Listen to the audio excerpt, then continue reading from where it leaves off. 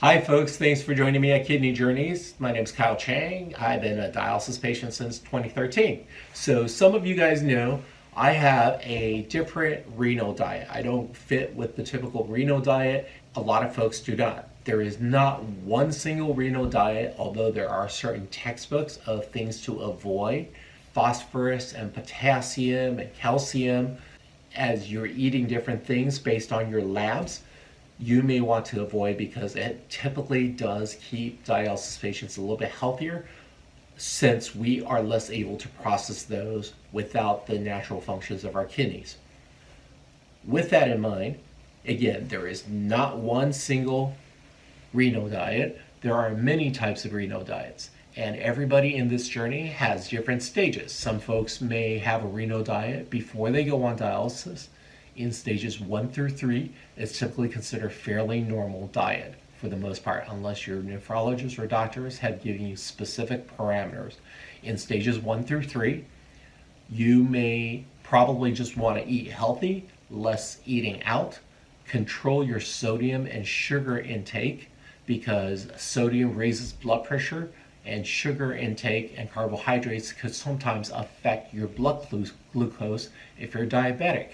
Those help you maintain good levels of those health conditions to slow down progression to stage 5 end stage, which typically requires dialysis for most. I never got through stages 1 through 4. I went from 0 to stage 5, and I was awful sick. For the first few years of my kidney journeys on dialysis, in hemo and peritoneal dialysis, I follow a typical renal diet. High proteins, lots of meats, not a whole lot of fruits and vegetables, watching my potassium levels, limiting my fluids, limiting the sodium and the sugar intake. And those were things that I sort of discovered on my own. However, my phosphorus levels were always still high. I did some discovery. I looked into some vegetarian and vegan diets, discovered that there are plant-based sources of protein that are available as well. Now, most folks say that the meats have the highest quality of protein, which is true. However, growing up being Asian, we eat meats, but not as a main course. A lot of times our meats are mixed with vegetables in different dishes, and we would have a variety of meats throughout the meals. A lot of meals you'll see a dish with a beef item, a pork item, a fish item, and maybe some plant-based proteins like tofu or bean curd. So there's a lot of different sources of protein in there. And that to me is what I've been used to, what my body's been used to for decades. I started trying to make a test on my own since I was on peritoneal dialysis and potassium actually didn't affect my labs as much. I try to go back to eating more plant-based foods, fruits and vegetables, which I love. Surprisingly enough, by reducing the amount of meat, I was able to eat small portions and moderate portions of the typical high phosphorus items that are plant-based that they suggest you avoid, such as beans, quinoa, oatmeal, tofu, different items that are plant-based with high protein levels. And that actually did not affect my phosphorus levels directly because I have decreased the amount of actual meats eaten. One thing they don't typically tell you is that a lot of the meats are high in phosphorus, but it's a natural phosphorus. So if it's cooked properly and it's a good quality meat, that phosphorus tends to be more natural and absorbed less. However, because we're dialysis patients and usually low in protein, a lot of times they tell us to eat more and more and more meats. So if you eat a lot of even the natural phosphorus, it could still sometimes add up for certain patients. So as an alternative, a plant-based diet can work for certain patients. And more renal nutritionists are realizing that fact that sometimes it does take a little bit of different renal diet, sometimes to help certain patients and their labs get better. In my case, that was the case. I'm not saying it works for everybody.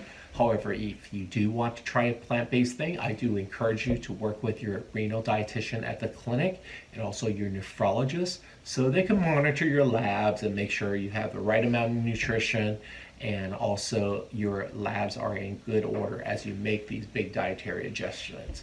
Another thing I learned is Some of the meats, especially the frozen meats, like I used to get a lot of frozen chicken breasts, those are typically injected with a phosphorus water as a moisturizer and preservative to keep those frozen meats moist and preserved for longer periods. So if you have frozen meats that are steaks or fish or chicken that are frozen in those states, sometimes it could inject those phosphate waters. And the phosphate water is actually a phosphate additive. And that's absorbed faster in the body, just like any other phosphate additive that you read on the nutrition labels for package items and pre-made canned items. And you can end up getting too much of it. And those are harder to excrete from your system compared to a natural phosphorus. Fruits and vegetables have the lowest natural phosphorus, so I can eat a little bit more of those as well.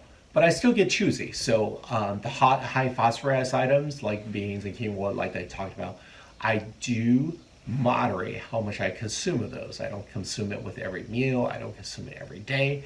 However, I can have some of those, even the nuts. It's something worth trying for some folks. If your phosphorus levels have been really high, you don't have a very high potassium issue, it's an option that may be sometimes available. There are different renal diets for different folks. It's not just one renal diet for everybody. It all depends on which stage of CKD you're at, whether you're pre-dialysis, pre-transplant, you're in mid kidney failure on dialysis. And the key is to work with your dietitian and your care team routinely on the different labs that are drawn, understand how to read those labs. Don't forget to do the dialysis treatment so that you can keep doing the things you love to do with the folks you do it with, and as much as you can do. Thanks.